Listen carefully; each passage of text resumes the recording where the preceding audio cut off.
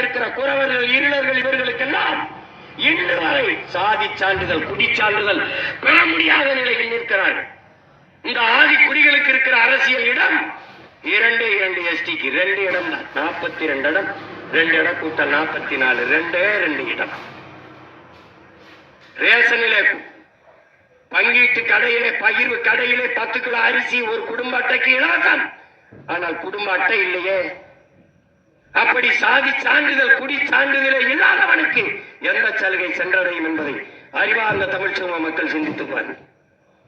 சமூக நீதியை நிலைநாட்டியவர்கள், எல்லோருக்கும் எல்லாம் என்று வெற்றி முழக்கமிடுகிற இவர்கள் குடி சான்றிதழை கொடுக்கல. இன்னும் காட்டு நாயகர்களுக்கு, இருளர்களுக்கு, போயர்களுக்கு, ஒற்றர்களுக்கு, பல குடிகளுக்கு. திருவண்ணாமலையிலே போராடி 3000 குறவர் குடிக்கு சாதி சான்றிதழ் பெற்றுக் கொடுத்த மகன் என்கிற பெருமிதத்தில் திமிரில் இதை பதிவு செய்கிறேன்.